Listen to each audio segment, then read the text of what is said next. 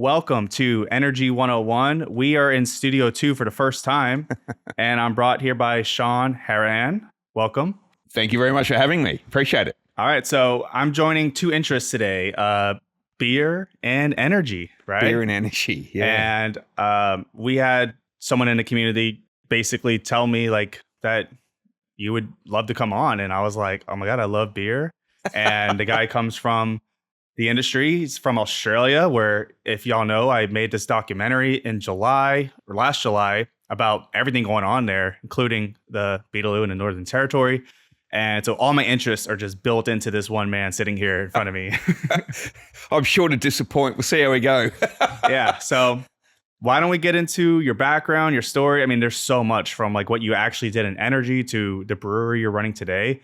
I think we'll end up going about like 20 minutes about beer, and that's totally fine. Everyone loves beer. Who doesn't love beer? Beer is good. That's right. Beer is good. Excellent. Yeah. So look, my background spent in I have two lives: corporate life and private investment life. And in my corporate life, 25 plus years in Australia and the US in minerals and oil and gas. So that was across a bunch of commodities. Copper, iron ore, gold, silver, metallurgical coal, and upstream oil and gas exploration, which was predominantly, based here in Houston, actually, back in the day. And then my remit was the global exploration portfolio, actually. So all offshore, so none of it onshore, offshore and global. So looking after the portfolio effectively for a wonderful Australian company. Yeah. So all offshore, like on I'm guessing like Perth on the West Coast? On the West Coast, Gulf of Mexico, looking at new ventures in South America, Africa, Southern Africa. Okay. So yeah, it was definitely Perth because they have operating assets on the Northwest Shelf. And obviously our legacy asset, at that time, was in Bass Strait, which for your viewers is that bit between the southern part of Australia and Tasmania. I'm the editor, so I get to pull up all the maps and the images and the videos. Yeah. So I'll pull that up for everyone to see. Good. So you're talking about the channel in between, like where Tasmania and what is that, the Queensland or? No, that'd be Victoria. Down the bottom there. So yes, largely there and a wee bit to the west. There's a basin there that there's a legacy oil field from the 60s that Australia is self-sufficient in energy in that respect. It's a net exporter, has been for years, probably because not too many people that live there. But prior to Northwest Shelf, Bass Strait was from the 60s, I believe. You might have to fact check me on that one. And a huge field. And the company I was with Esso, or part of Exxon, and a joint venture there. And that was the legacy asset. And then of course the Northwest Shelf, as you referred to, came up later on in terms of the exploration program and a lot of the gas or static gas that was there for decades, obviously being commercialized in more recent times through LNG. Yeah. Yeah. So just staying on the offshore real quick, do you notice like a difference between the West Coast of Australia and the Gulf of Mexico? Like, I mean, at the end of the day, you're on a big old rig in the middle of the water. So is there a difference culturally, geographically?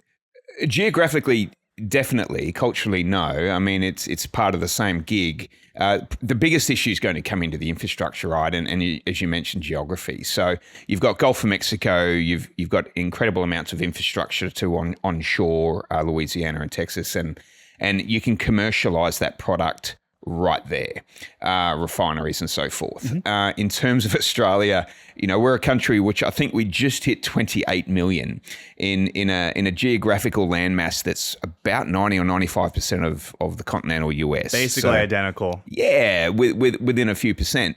And clearly, as most of your viewers will know, we live in certain pockets and predominantly on the East Coast and a little bit on the Southwest, where Perth is located. But what that means is the challenges for that, of course, which is why this gas was static for years. There's no market. So it's very different to a Gulf of Mexico, where you've got, 300 and plus million people, 300, what is it, 340, 350 in the US? Whatever now? it is, add like 30 million more. Right. You're always like, you still think the world population is like 7 billion. It's like, oh no, it just hit 9. It's like, oh shit, we need to stop breeding. We need to stop it. There you go. But, completely different markets, completely different sort of commercialization issues that Australia has because of its isolation from world markets, really. Yeah. Yeah, it's crazy. Like, I love using this site called True Size Of, and it's where you can drag the countries on top of other countries and stuff. Okay. And so I'll show right now, I'll show you on top of the US. And then I've made these beautiful graphs for my documentary where like I show the populations in the circles, and you see like the way it kind of wraps around the west to the south to the east, where everyone lives, and that's it. Like even Darwin up in the Northern Territory is like during my research was like the 16th largest city, and it was only at 250,000. Yeah. And we're in Houston, which has like 10 million people. Yeah, wherever you draw the line. Not 10, but like 4 or 5 million people, or at least if you count the greater area. Yeah. And it just really puts into perspective of how do you run something like that with all that land and all that space? What is like the infrastructure like in Australia, like when it comes to midstream and piping and stuff? Because I understand that in Western Australia, that's where a lot of the laws were more loose, and all the drilling and mining. I'm not even talking about oil and gas. Y'all are huge on minerals. Like you said, you did gold, silver. That's right. I even read about that you were tapping into uranium. Like there's all kinds of commodities out there. That is correct. Yeah. And then, decent amount of people live in Western Australia towards Adelaide, and then all the way to the east. That's where everyone really is. Is that all connected all the way over there? It's fairly, compared to a US, no. It'd be like comparing the US rail system to the European rail system, if you've ever looked at those maps. So the US has basically one rail line from east to west. It looks like it's starved of it's like a skeleton of what European Correct. Is. And yet you see Europe where it's just covered in it, right? So it'd be similar sort of analogy or comparative, I should say, to between our sort of infrastructure and the US. So in terms of, a population of 28 million, I think Perth might have eclipsed a mil. It's a great city if you've ever get the opportunity to go to Perth. It's a wonderful city, but it's incredibly isolated. I mean, it's a 5-hour flight from Sydney.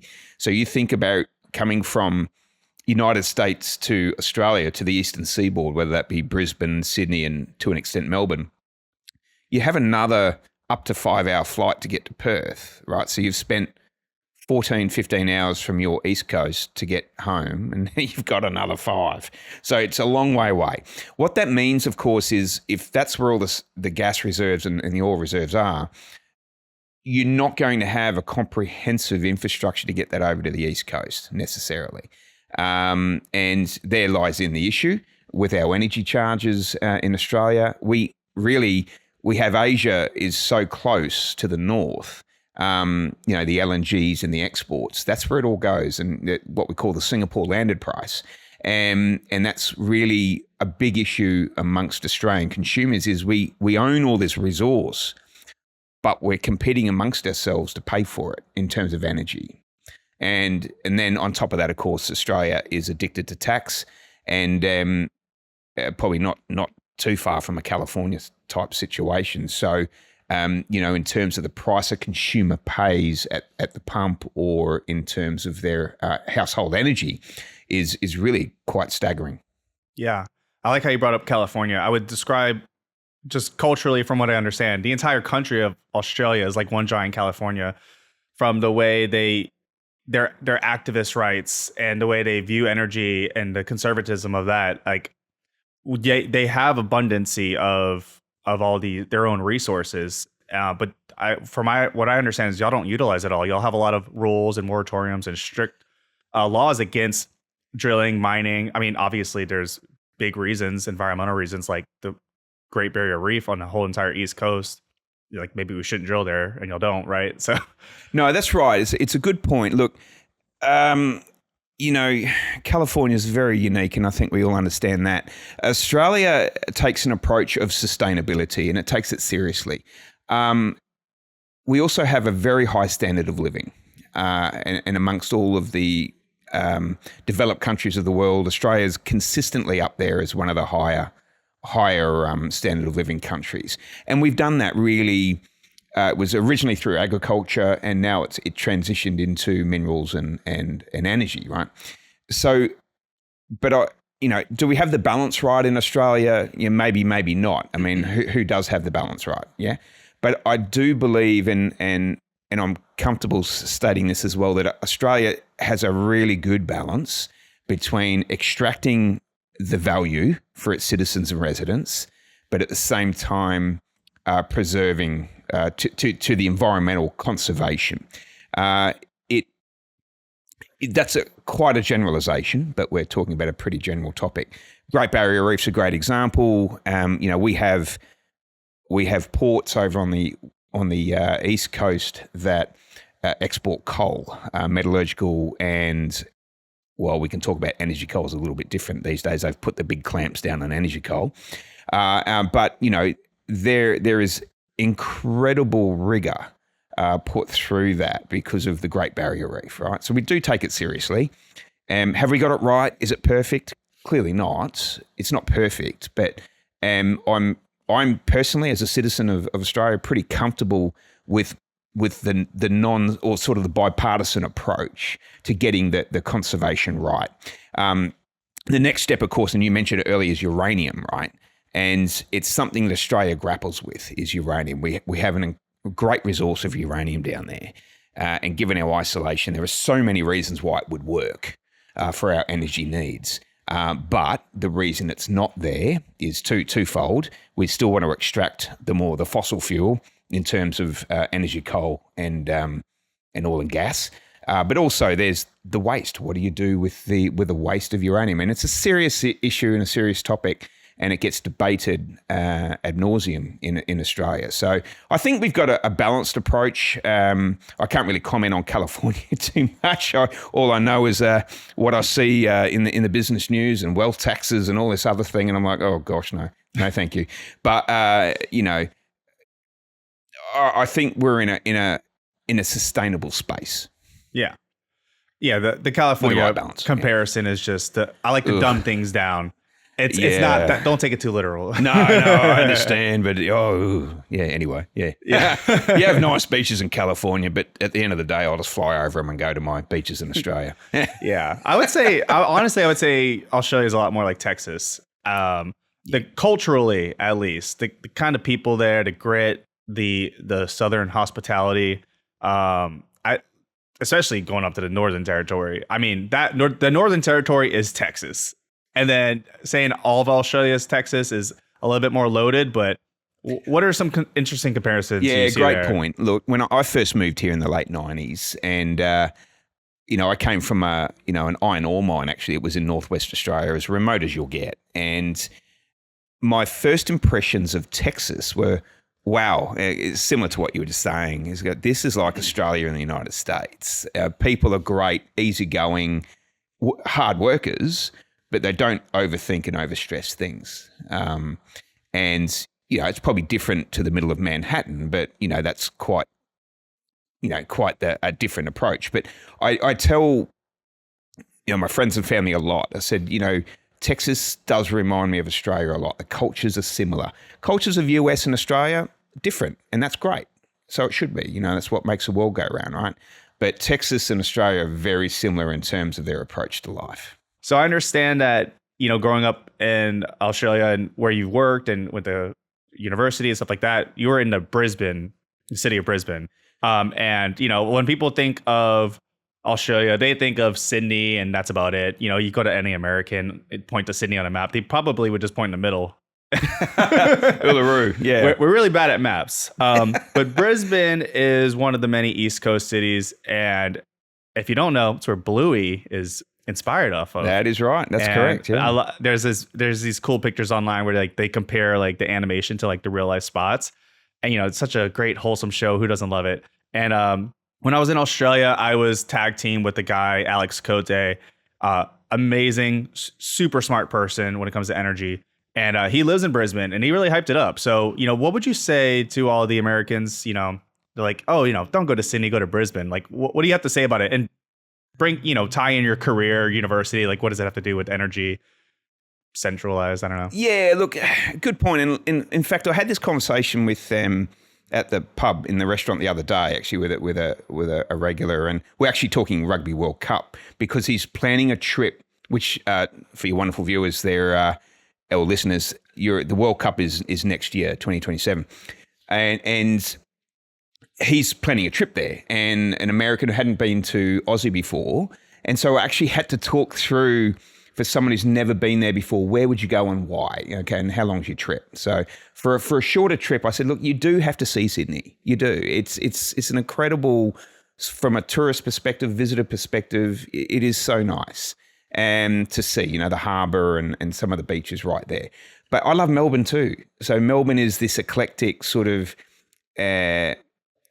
savvy between sports and restaurants, and you'll go down, a cobblestone lane literally and open up a nondescript door and here's this beautiful restaurant down there. That's the Melbourne sort of look and see. It is. And they're great in sport, right? So I think, as we're talking right now, the Australian Open's on at late in late January, February. So Brisbane, it's more of it's the city tropical. So you go up there for beaches, of course, but you go up there for nice weather, for a relaxed life, better get it done life. And I'm from Brisbane. Actually, I'm a place called Toowoomba, which is about an hour and a half west. And my family is originally crop farming and cattle. And that's the Darling Downs is what it's called. And where now they do actually have a lot of what do you call it? I guess the onshore drilling to get a lot of the gas out of there. So, but in fertile sort of crop areas, so you've got to be careful disrupting the food supply, right? Yeah. But in terms of Brisbane, what would I tell someone who's coming to Australia? Perth's great, but you need a map and a compass to find it. Bit of tongue in cheek, it's a great city. Brisbane I love because it's home and it's right near the beaches, has great weather. Sydney's great, but it's full of people from New South Wales, so you've got to be careful of that. We do have that sporting rivalry. Yeah. And love Victoria. Brisbane, Queensland and Victorians are probably very similar in terms of our approach to life and similar to Texans. So there you go. Yeah. Does that answer that? Yeah. Perfect. Yeah. Wrapping up, just talking about Australia culture in general, a little bit of rugby. One of the coolest things I learned is that y'all do some kind of tournament. I mean, first off, there's like different rugbies. There's union rugby, and then there's, what is it? Rugby league. Rugby league. Yeah. So one of those, they have you'll basically do this thing where the best players play with their original clubs where they grew up in, whether it was like Queensland or New South Wales or something like that, and they go against each other. How does that work?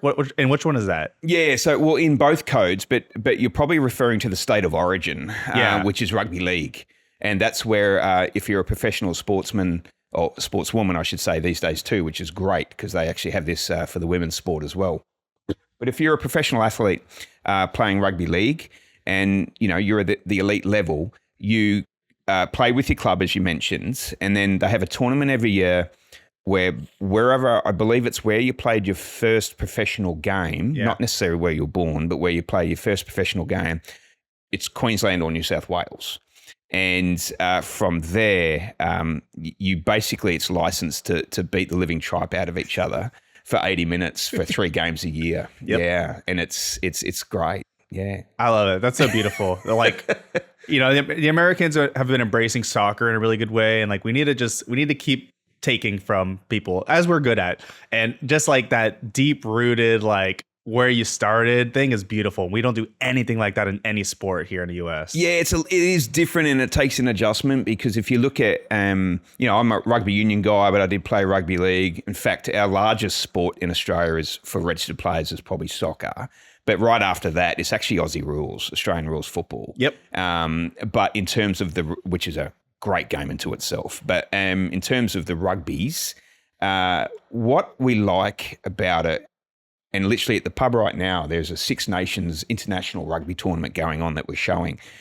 Different to the US. So in terms of, Africa, Australia, New Zealand, and Europe, and even Argentina, we do a lot more of international sport competition.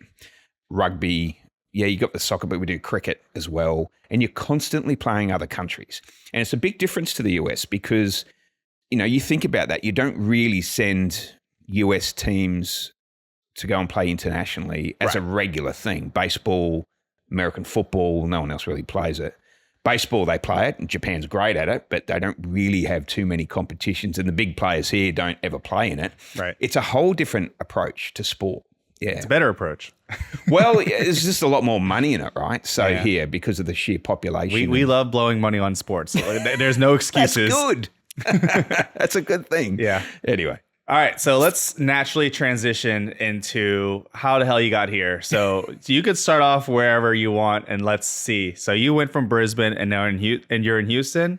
We got the brewery. We have your wife. We have what you're in. You're in the Australian American Chamber of Commerce of Houston. Yeah, all of those things. How did we get there? Oh gosh, how do I do this in 100 words or less? Where it all started, University of Brisbane, and one of my first jobs, out of college or university, was with a company that is a global company that has minerals and oil and gas. And so they shipped me, as you do, first time out of home, shipped me right up to northwest Australia. So where we're talking about the gas and the oil, well, onshore in iron ore. So very remote. I mean, you think Houston weather's bad, there's a reason no one lives up here. Almost at the equator. Oh, it's tough, and it's just brutal. It's red dirt, deserty type tropical weather. Y'all got those weird termite hills? They do get the mounds. I love those. But those are great. We have, horrible vegetation called spinifex, which is terrible. You have red dirt and incredible amounts of iron ore up there. So that's where all of the Australian iron ore mines are. So, and ports and so forth. So from there, I spent a period of time, and then they sent me from there to Houston. So I'm a young fella, single on my own, straight over to Houston, bright-eyed, bushy-tailed, ready to go. A few years ago. A bit like that. A bit more than that. And worked for the same company, but now in their oil and gas. And we spoke earlier about, me being part of that exploration portfolio. And I met my lovely wife here, Rachna. So she is basically not born and bred here, but definitely bred in Houston, and wonderful Sugarland girl. And we were married and then transferred back to Australia. Can you believe it? On our honeymoon, back to, we bought a mine in Australia and that company. And now I was in the copper, uranium, gold and silver business, and worked that for a period of time before I then went to metallurgical coal and so forth. And then we made a life change. We said, look, well, my wife said, and I said, yes, dear, we need to move back to Houston. And to be honest, I said, no, we don't. Because we were living in Brisbane at this time. And she goes, yes, we do. I said, all right, okay, fine. Yes, we'll go. And now, her family's here. And so we have a really strong family base here. So we moved back in 2015. I just finished actually a divestment of oil and gas in Papua New Guinea. So I sold an oil field for a colleague I used to work with who was in a public company in Melbourne. And there was a whole journey there. So I did the full M&A divestment of an oil field in Papua New Guinea, and then straight on the bird and back here in 2015. Well, that if you're going to have a transition in life, let's move to the other side of the world as a wonderful little prompt for you to do something different. So I said to Rachna, look, if we move, I might just pull back from corporate for a period of time and just have a bit of a breather and soul searching, the old midlife crisis, right? So there were no Ferraris involved, thankfully, but midlife crisis. And from there, I had this passion for the brewery. I wanted to do something on my own, we wanted to do something on our own. And at that time in the mid 2010s, it was the right time, and I already had a feasibility in Australia because we were meant to do it in Australia. Fast forward 2015. I land here, dust off the feasibility, and in 2016 we open Platypus Brewing. And Rachna is still in corporate. She's sort of a director of consulting and does a wonderful job. She's very good at it and keeps her busy. And basically I run on behalf of a business partner of mine and a good friend of ours and Rach, I run the business and do the brewing and so forth. And this was part of taking a quote from Richard Branson, who I do read a bit, screw it, let's do it. Life's telling you something, don't ignore it. I could have slipped back into corporate and done my corporate thing, not a problem. It just that was not my journey. And so I listened to that and I said, screw it, let's do it. And that was 2015. We opened 2016 and we're about 10 years old. Yeah. Have y'all hit the 10-year anniversary? In September. Wow. Yeah. So big party, huh? Yeah, it should be. It should be. I need an invite for that. We're just coming off a party from Australia Day, which is January 26th, but we had our function at the end of January. So we're still sort of wiping the sleep out of our eyes from that one. But yeah. What does a typical Australian Day celebration look like? In Houston, and again, you mentioned earlier the Chamber of Commerce. I'm on the board of the Chamber of Commerce and a wonderful organisation.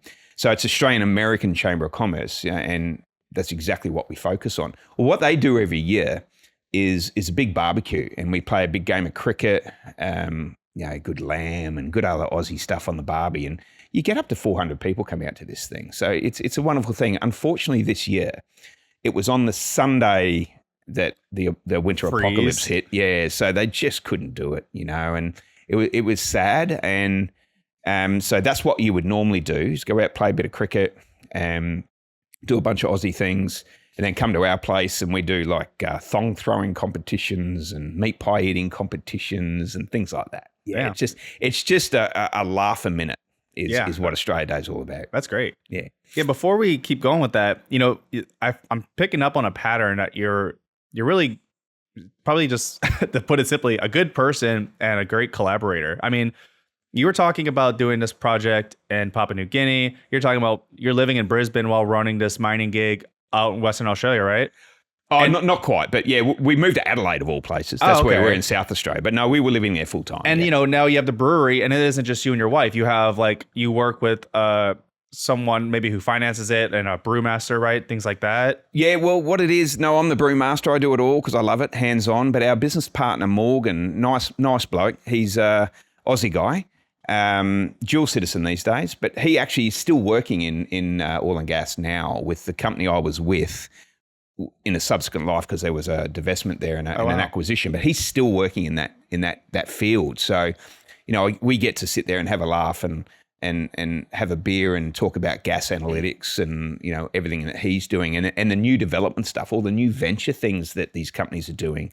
And it's so exciting. I've been out of the game for a period of time, but it's wonderful to sit there and have a chat about, they're looking at hydrogen, they're looking at this, they're looking at that. And it's like, wow, this is a very different approach to the conventional oil and gas game. Yeah. Yeah. I mean, who are some of these unsung heroes in your arsenal these people that you've kept in your life for what could be decades, like these people you put your trust in and helped you succeed, whether you're in the US or on the other side of the globe? Like, what are some of the, maybe like to break down just some generic like life lessons, tips, like what are about these people that have helped you succeed along the way, including what you've done on your own? Oh, gee, that's a good question. I don't know. It's you just lucky? Well, yeah, maybe. Look, I probably come across as very carefree, easygoing, and anyone that I know is laughing right now going, "This is so not Sean."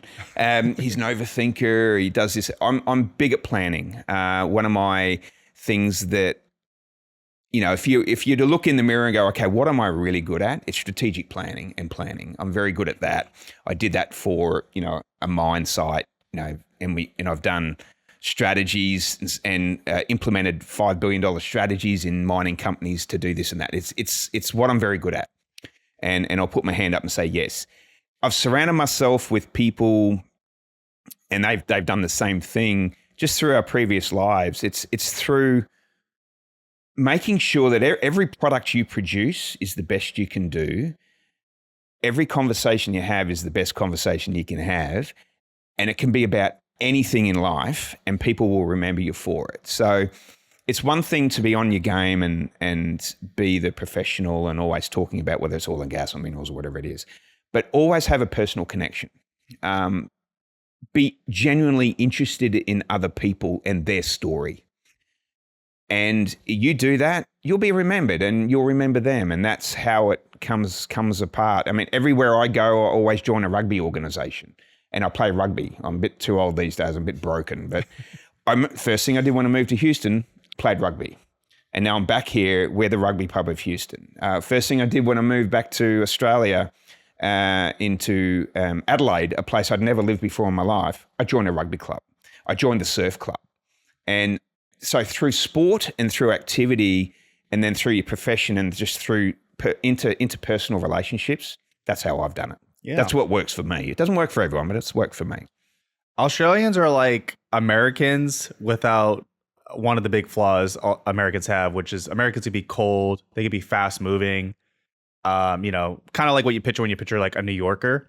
A lot of Americans can be like that. And Australians kind of have like the best of both worlds. And it's great. It just sounds so nice. And y'all are such wonderful people. I know there's millions of y'all, but from the few I've met, I see a pattern and it's really cool. Oh, thank you very much. That means a lot. I've been reading books. I like to read parenting books because I'm a parent, and Australians know how to write parenting books. And I wish I could name. I've read 3 now, or like 2.5, and I think they're all from different people. But I've gotten 2 of these books in Australia, and I was reading about them, and they kind of talk the way you're just talking now, like the way you just explained it. And a funny thing they always bring up in these books is sport. And I love how y'all say sport, like singular, like we say sports, but yeah, like you need sport in your life. Yeah. And yeah. I like it. I mean, it makes sense. Like you go to Houston, the first thing you do is join a sports league. You immediately surround yourself with new friends, community. You're not isolating yourself. An American will go somewhere and not talk to someone for 5 days, and then leave. And they're like, that city sucked. Like, and it's like, it's just culturally in our brain. That's how we are. And, you can't do that to yourself. Yeah, it's a good part of Aussie culture is very much the sports and outdoors, not just necessarily sports, but it's also being active and just being out, whether you're surfing, swimming, hiking, whatever it is that works for you. And, growing up, I have a 10-year-old right now, or we have a 10-year-old, and, I'm making sure he's in baseball. I love baseball. Yeah. But, he's in baseball and he loves baseball. I tried to get him into rugby. He's not convinced. And I said, well, buddy, you've got to do what you love or you won't be good at it. And he's loving baseball. So that's what we do here. But me growing up, my parents were, they were strong on academics, get it right. But if you didn't have the right balance, if you weren't doing enough sport or socializing or running around, if you had your head in the books, I know my mother for a fact would have been a bit concerned and she'd say, hey, maybe you should be doing something else, because academics are great. Very, very important. But it has to be balanced with the social. And I think Aussies tend to get a better balance than a lot. And it helps that we have a great sort of outdoorsy culture and good weather in most places. That always helps. It always helps. Yeah. Okay. A couple of things. One, I made the joke about how y'all say sport, not sports. Yeah. And then it reminded me that y'all don't say math. Y'all say maths. That's right. It's plural. I love that. Maths. And then, wow, you said you have a 10-year-old in baseball. Yes. So do I. Oh, fantastic. So we just started Select League. So we're paying hundreds of dollars a month, and that's super fun. And not having any weekends anymore. Yeah. Yeah, it's about to I know start. all about that. So do y'all do like a Select League, or is it still like Little League or something? Yeah, no, it's Select. So we, Semi, that's our young fella. He, he's 10. He's shown some promise. You're in the heartland of baseball in the United States, man. It's crazy the world, here. really. Except for, and my apologies to the Japan, because the Japanese do an incredible job with baseball, and Cubans and a few of the others. But it back to me when I was a young fella. I was 10. I was playing rugby, and I was in a town in rural Australia that has produced international players. Wow. It is very much the heartlands, one of the heartlands of rugby and rugby league in Australia. Well, I see that as Semi here being in Houston and in the select leagues. I mean, you see these kiddos, man, they're 9, 10 years old. They know what they're doing. They've been coached well and they continue to get coached. And I love being part of that. But select league is another level. It took him a while to adjust to that. He's, your weekends are gone as a parent because it's Saturday and Sunday. And, actually, Friday nights now I've just volunteered to be an assistant coach at his school's baseball. So, again, the reason I'm not a coach is because I'm a cricket guy, a rugby guy, and there are so many people around here that know the baseball technique to a nth degree more than me. But I can sit there on the planning side and the conditioning side and help them out from that standpoint. So, yeah, good luck. Your Saturdays and Sundays are gone. All right. But, yeah, you'll enjoy it as long as they're enjoying it. Yeah, he loves baseball, so it all works out. He's naturally, so good at it. We're not like the pushy parents, and I don't blame you if you are, but this kid loves it. No, they have to have fun. If they don't have fun, they'll burn out by the time they're about 12 or 13, I reckon. Exactly. So, yeah. All right, so that leaves us with just talking about beer. Thank God. Beer. Yeah. We love it, right? Absolutely. So you own it, you co-own it, run it with your wife? Yeah, so there's 3 partners, my wife and I, so Rutch and I and Morgan. But I'm the one who they entrust with the day-to-day operations, the strategy, and all of that. So that is my day job. Pardon me. My wife, Rutch, is full-time consulting, management consulting. She's so good at it. I think she'd love to be good at retiring, but she's very good at consulting. She does a great job. And then Morgan, of course, is in upstream oil and gas.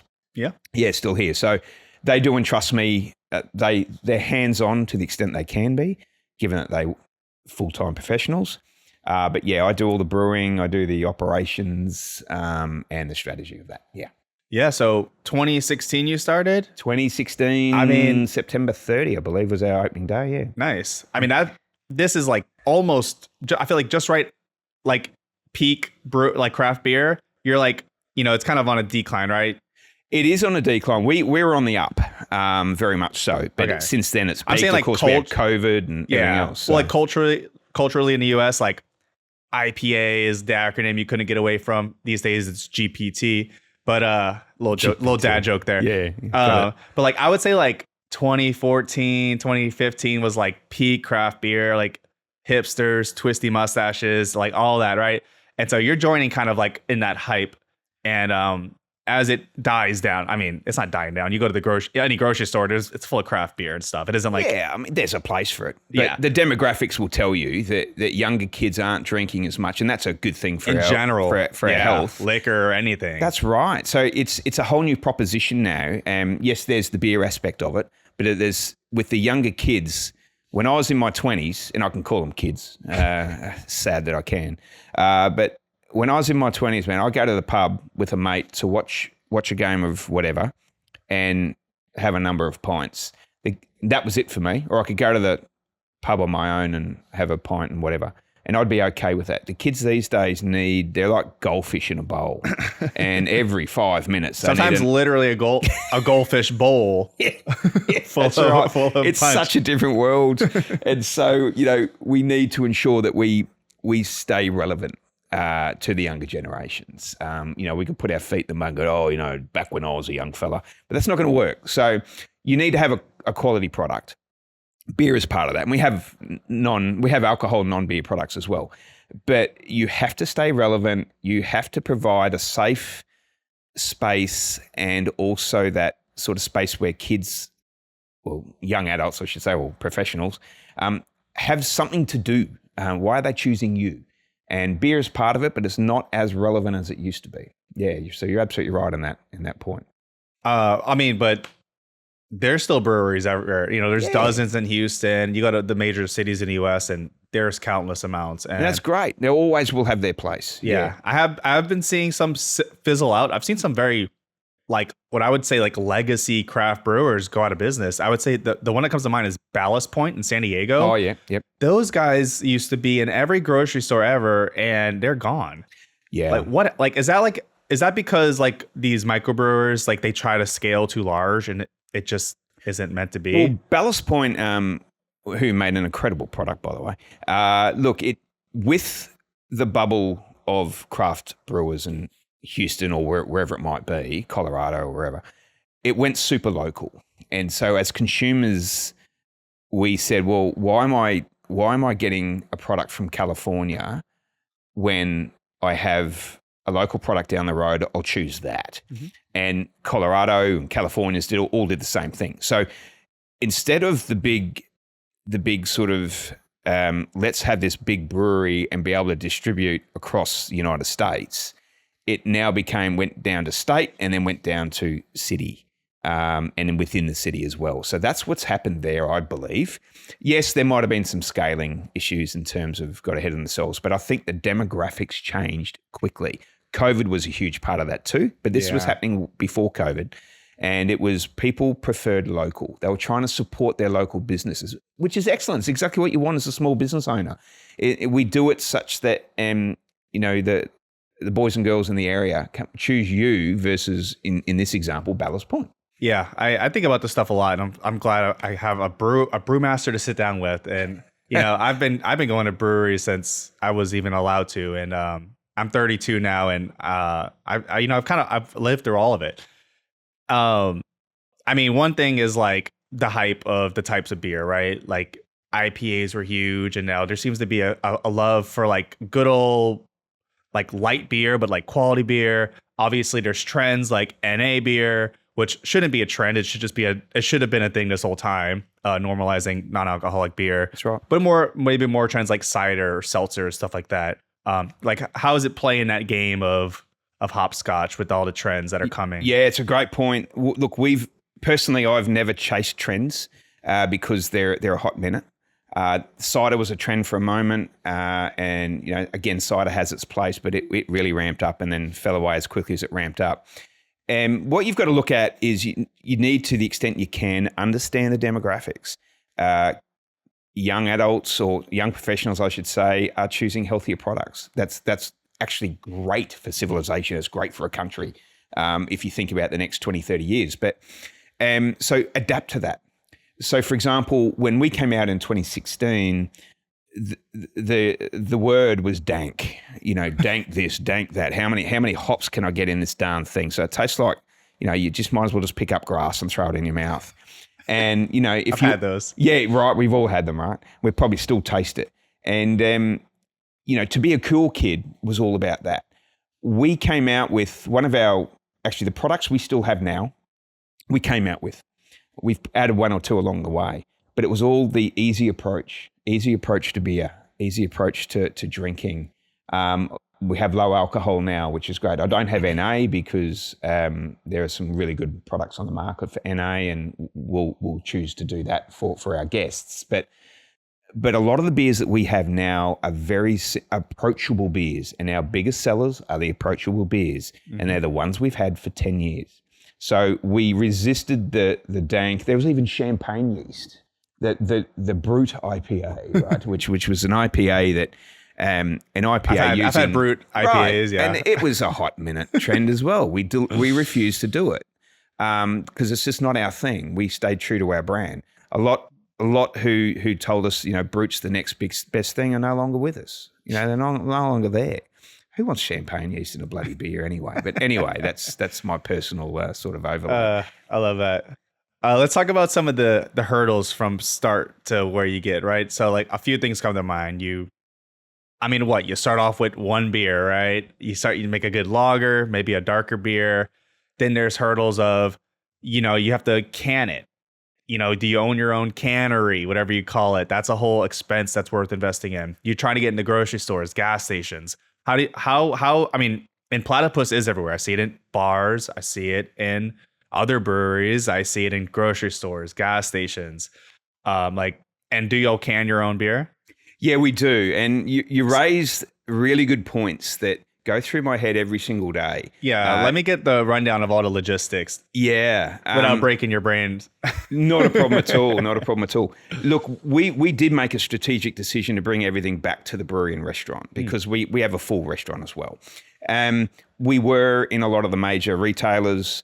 When you sit there and run the numbers, and my background is finance as well, it doesn't take long before you go, hang on, the numbers don't add up. And a lot of these guys and gals went out of business because they didn't run their ruler over the numbers.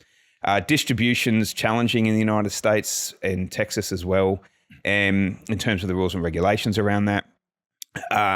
But the reality is, for you to be in all the things you mentioned, gas stations and major retailers and so forth, it's an incredible labour model you need to put in behind that, because it's the United States. They expect everything at the drop of a hat, and you need to be there, Johnny, on the spot. And now to do that, you need people. To do that, you need dollars. So we made a decision just after COVID, actually, to say it's not worth it.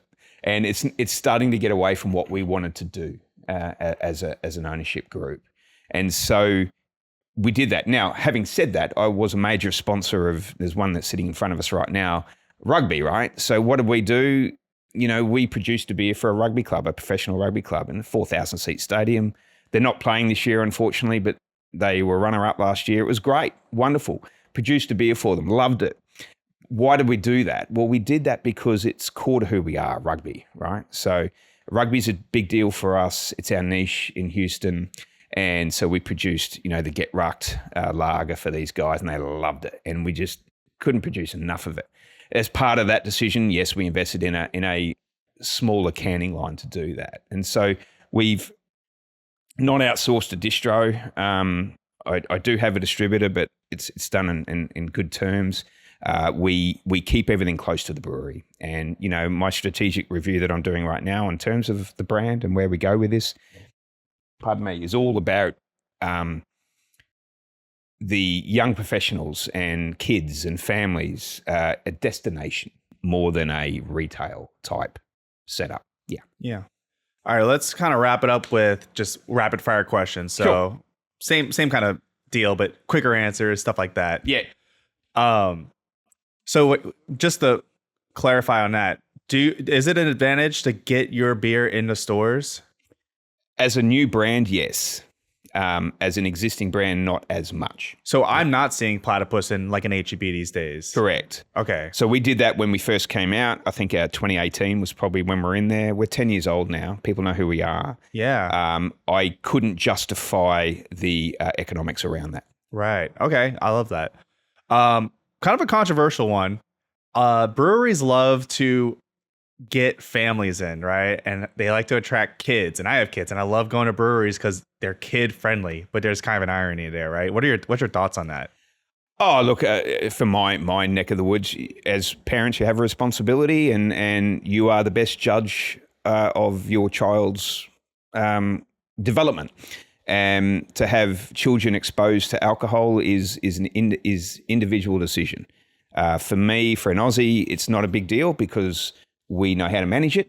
And as long as there's safe parameters around that for children, and same with me in my job, my young fellas in the brewery all the time, it comes down to responsible parenting and the decisions that they make. There's no one rule suits all.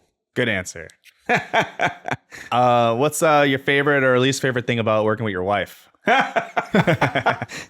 Favorite thing with working with my wife is that she's one of the most intelligent people I know, and from my corporate career as well, being surrounded by smart people is really important. So the level of insight that she can provide to different problems is wonderful. The least thing I love about or don't like, what I don't like about working with my wife is a real balance to make sure you're not constantly talking about work. Husband and wife, you need to do husband and wife stuff. You need to be a family. Yeah. And it's to make sure that you have the discipline to do that, and we don't always get it right. Cool. Yeah. Another good answer. What's the competition like? How do you as Platypus view people like Carbox, St. Arnold, and vice versa? Yeah, great question. Carbuck, which is owned by Anheuser-Busch, so it's probably a different sort of beast. Sellouts. Yeah, well, good on them, and I, everyone has their views on that, but well done. St. Arnold's probably the original sort of craft brewer who's remained true to what they set out to do. Oh, probably Carbuck did too. They probably set out to sell it. Do I see them as direct competitors? No, I do not. Because ultimately it depends on what is your strategy, what is your goal, right? And so are we competitors? Yes, because are you buying my beer? Are you going to Platypus? Or are you going to go to St. Arnold or one of the other wonderful breweries that you have in Houston? So we are competing for the demographic, but ultimately competition's good, keeps you sharp. Need to have a good product. You need to offer value to guests, and how we all choose to do that slightly different. Yeah. A couple more. I feel like I said, we're kind of like on a decline or whatever. Yep. I would say like Houston has dozens of breweries right now, but I would say there's like a solid 10 to 15 that, I could name right now. And I don't think that number is going to go up or down. Like, I feel like the people who have come and gone have gone, and anyone who wants to start, it might be a little hard. And I feel like we're kind of at like legacy brewery era, and at least in American culture. Possibly. Large distribution breweries, such as like a St. Arnold, for example, regional or whatever. Yeah, you've probably hit where we're at. Smaller breweries, such as us as well. Look, the further out you go from the city, the cheaper the dirt, the cheaper it is, the easier it is for a brewery to survive. You need to be awfully careful about real estate. So depending on your own individual circumstances. But I always see the hyper-local craft brewery, and there's some that I can name there who do such a good job at it. And they're in your local neighborhoods. Support them, man. They do a great job. And I think there's always a place for them. Will we get back to where we were 70, 80, 100? Probably not. But I still think that the humble craft brewer in your neighborhoods, provided they give you the right value proposition for the demographic, they're here to stay. Yep. Yeah, we were talking about the kind of the community that the customers of craft brewers are, right? They're just good people. They like to try new things. They like to support. And, for like, at least from my opinion, like, I want to go to Eureka, then I want to go to Black Pew, then I want to go to St. Arnold. Like, I like to hop around, and then every time I go, I want to try something new.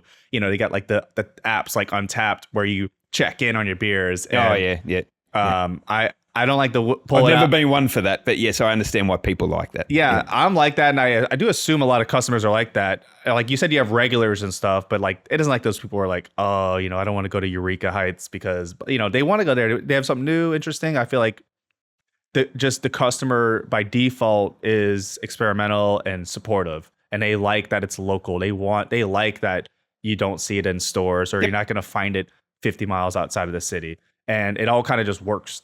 Yeah, that's exactly right. Yeah, it's a good way of putting it.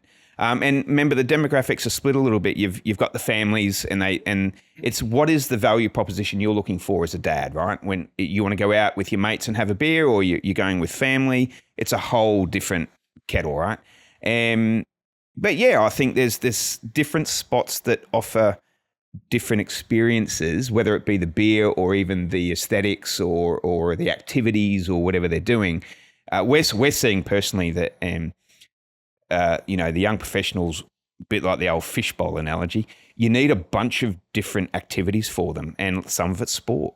And so you need to be careful to be too landlocked where you can't provide too much, because they're looking for the different experiences. So it's a challenge. It's a challenge because dirt's not cheap. But that to me is where probably the next phase of this is going. Yeah. And lastly, tying it back to energy or whatever you want to call it, we were talking earlier before we started about AI. Can we integrate AI into brewing? We're integrating it into everything. There's probably AI in this Dr. Pepper right here. Yeah, no doubt. Absolutely. Brewing and brewing properly, it's very much a chemical and scientific process. And I think we all know with AI how it can nail that. I brewed the other day and I was taking pH balances and adding a little bit of acid to get the pH right, the carbonation in these things, the oxygen levels in these things. Absolutely.